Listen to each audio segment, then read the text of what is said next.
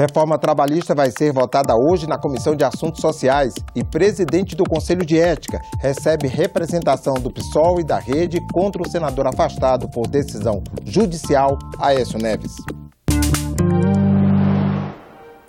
Bom dia. A reforma trabalhista deve ser votada logo mais às 10 da manhã na Comissão de Assuntos Sociais. A oposição ainda tenta um acordo para mudar o texto, fazendo com que o projeto retorne à Câmara. Uma greve geral contra a reforma está marcada para o fim do mês. O texto que será votado é o mesmo aprovado pela Câmara dos Deputados. O relator da matéria, senador Ricardo Ferraço, rejeitou todas as 468 emendas apresentadas até agora nas comissões de Assuntos Econômicos e de Assuntos Sociais. Ricardo Ferraço manteve o texto original, mas sugere ao governo o veto de alguns artigos, como o que prevê a possibilidade de que gestantes e lactantes trabalhem em ambientes insalubres, o que retira os 15 minutos de descanso que a mulher tem direito antes de iniciar a hora extra e o que prevê acordos individuais para determinar a jornada de 12 horas com descanso de 36. Sugere também a edição de medida provisória para regulamentar o trabalho intermitente.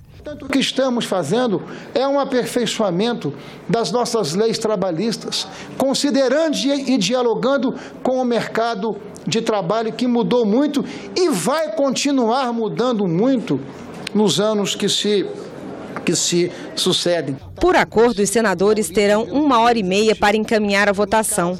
Os votos em separado apresentados pelos senadores Paulo Paim, Randolfo Rodrigues, Vanessa Graziotin e Lídice da Mata só serão votados se o relatório do senador Ricardo Ferraço não for aprovado. Mas o senador Paulo Paim propôs ao relator uma fusão de todos os relatórios para aprimorar o texto. Vamos sentar, vamos ver o que é possível construir. E poderíamos construir um grande entendimento, aí o projeto volta para a Câmara, e a Câmara ratifica ou não. Isso é o bom senso. Após a votação na Comissão de Assuntos Sociais, o relatório da reforma trabalhista deve ser lido no dia seguinte na Comissão de Constituição e Justiça, na reunião de quarta-feira. Na CCJ, o relator será o senador Romero Jucá, e a expectativa é que no dia 28 de junho a matéria seja votada na comissão. Para barrar a maioria do governo, a oposição conta com a pressão popular e acredita que a greve geral marcada para o próximo dia 30 possa alterar o resultado da votação em plenário. Eu diria que a única forma de não ser aprovado é se houver muita pressão popular, e por isso que os movimentos sociais e a população brasileira está enganjada numa greve geral para o dia 30 desse mês. Confira agora a agenda das outras comissões do Senado para amanhã desta terça-feira. Debater a recente decisão de suspender a licença de instalação para manutenção e conservação da rodovia BR-319, que liga Manaus a Porto Velho, é tema de audiência pública na Comissão de Infraestrutura. Projeto que cria procedimento para a recomposição de débitos de crédito rural está na pauta da Comissão de Assuntos Econômicos.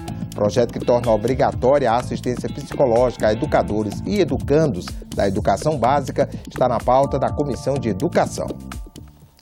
O Senado analisa nesta terça-feira 2 projetos de resolução do Senado que tratam da dívida dos estados. Eles complementam o regime de recuperação fiscal em assuntos que são competência exclusiva do Senado. O objetivo é que os estados tenham espaço no orçamento para ajustar as contas.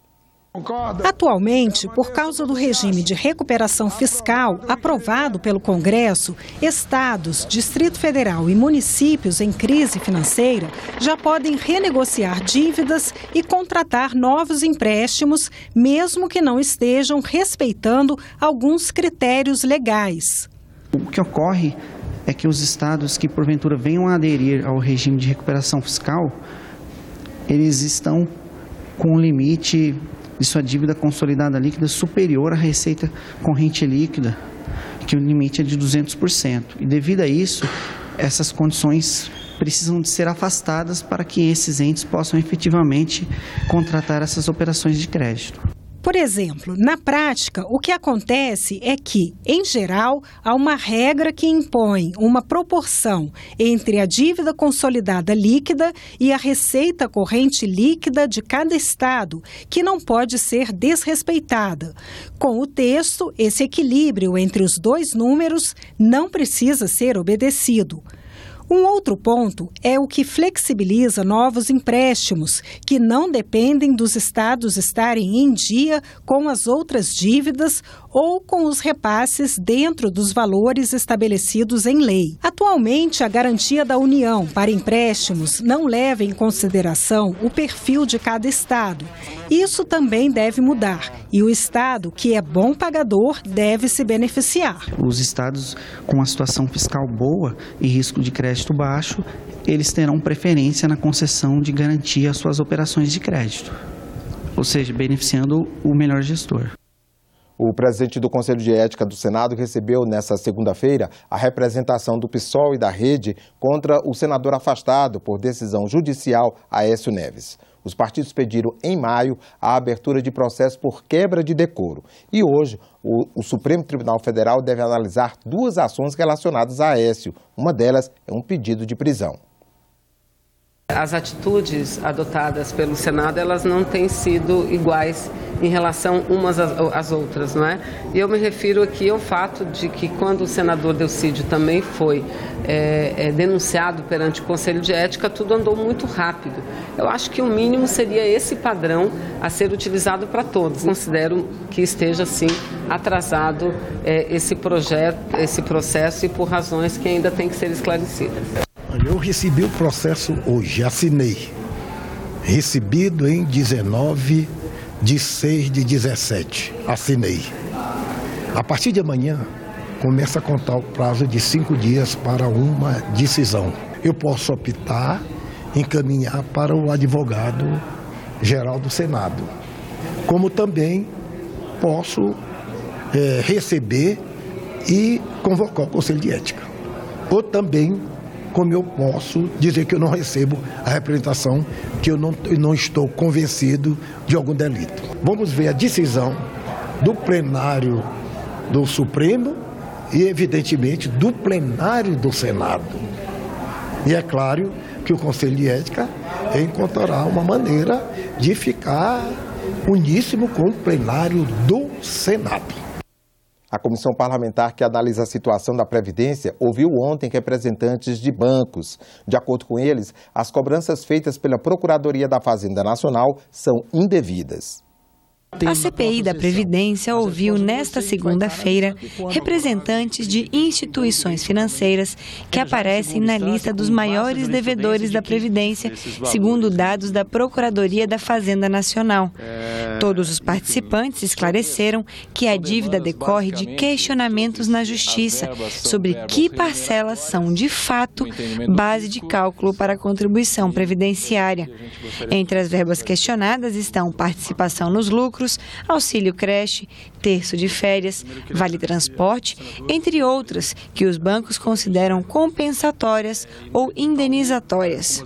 Do total dos supostos débitos direcionados para a Caixa, nós temos aqui para algo em torno de 60% desses valores, em que se discute basicamente a natureza entre remuneratória e indenizatória. A gente não recolhe só aquilo que realmente a gente entende que são verbas indenizatórias e que não estão na base de cálculo da contribuição previdenciária. Nossa visão, não há débitos do BB relacionados a contribuições previdenciárias, mas entendimentos diversos sobre a incidência da contribuição previdenciária sobre verbas de natureza indenizatória, o que está sob a mediação do Poder Judiciário, que inclusive tem proferido decisões favoráveis ao BB. Também foi unânime a garantia de que os valores questionados pela Procuradoria da Fazenda Nacional estão depositados em juízo. Assim, os bancos não lucrariam com o atraso nos pagamentos à Previdência. Se a União ganhar a causa tributária, não tem o perigo dela não receber.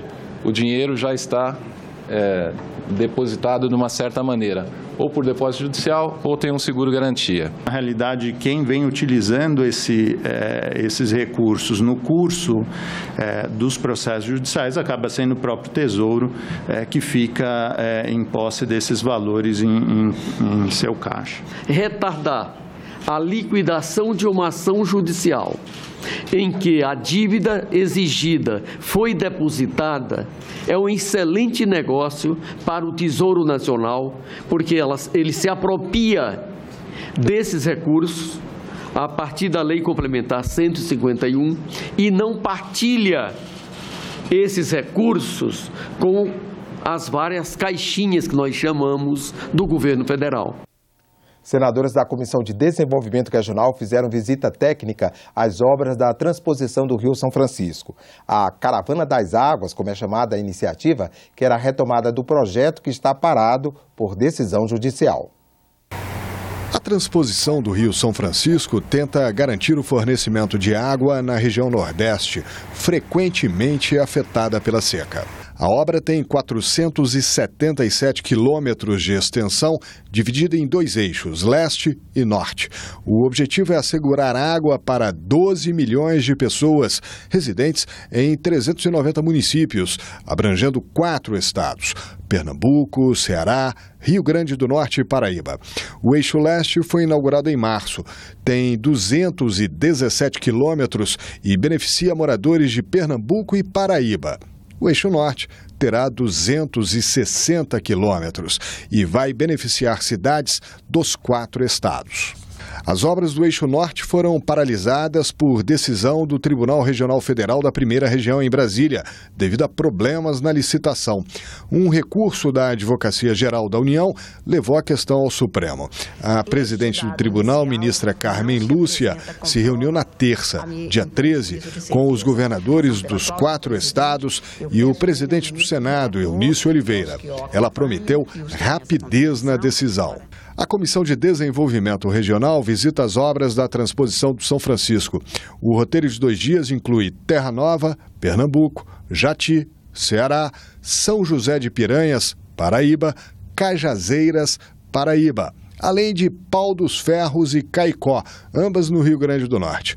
Os senadores querem a retomada das obras o mais rápido possível. Nós precisamos que essa mensagem que nós vamos tirar da Caravana das Águas aqui, essa problemática da seca no semiárido nordestino, nós precisamos que ela chegue no plano nacional, para que, repito, o Poder Judiciário possa se sensibilizar, os órgãos de controle possam se sensibilizarem e o governo federal. Vamos nos dispor a abrir um diálogo com o Judiciário para que haja uma solução definitiva, ou de a licitação ser completamente anulada, ou então de ser homologada. Em sendo anulada, pode-se fazer rapidamente uma a outra. Nós esperamos que o governo tenha agilidade de resolver essa questão. Os senadores concederam entrevista à Rádio Senado. A obra do Eixo Norte está parada desde o ano passado. Segundo a página do Ministério da Integração Nacional, mais de 90% do projeto nesse eixo está concluído. As consequências da saída do Reino Unido do bloco de países que integram a União Europeia foi o tema do 7º painel do ciclo de debates sobre o Brasil na atualidade, promovido pela Comissão de Relações Exteriores. Menos de 30 anos após o fim da União Soviética, a Alemanha unificada é a nação mais próspera da União Europeia. Mas o ideal de uma comunidade de países onde os cidadãos podem viver, trabalhar e transitar livremente está em xeque. Um plebiscito no Reino Unido decidiu, ainda que por pequena maioria, pela saída do bloco europeu, o Brexit. Protecionismo, ressurgimento do nacionalismo, xenofobia? O que virá mais adiante? E como isso pode afetar o Brasil? A queda do Muro de Berlim foi o sinal verde para uma nova Europa, em que pessoas de 27 diferentes países podem cruzar fronteiras sem mostrar passaportes e gozam dos mesmos direitos.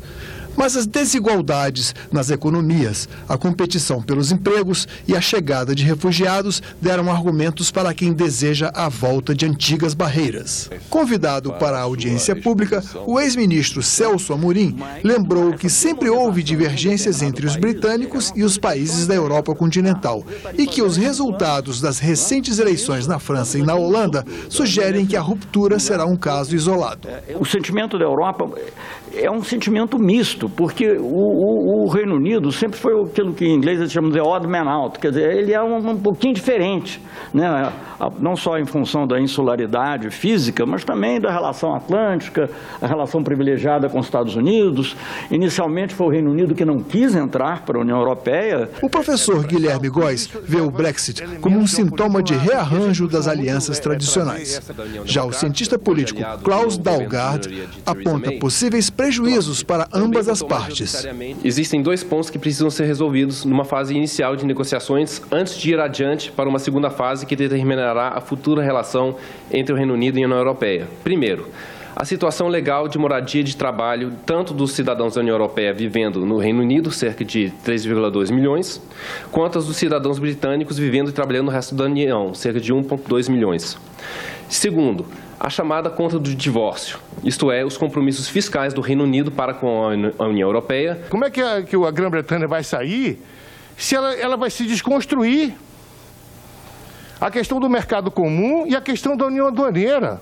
Com ou sem o Brexit, o senador Fernando Collor anunciou que Mercosul e União Europeia estão bem próximos de assinar um acordo inédito. Uma informação que eu gostaria de lhe passar, professor, e a todos os que aqui estão e nos assistem, é que o embaixador da União Europeia, ele me informou semana retrasada que os estudos com vistas à assinatura do acordo comercial União Europeia e Mercosul está andando rapidamente. Você acompanha outras notícias na nossa página na internet e também aqui na programação dos boletins do Senado Agora. Obrigado pela audiência e até a próxima.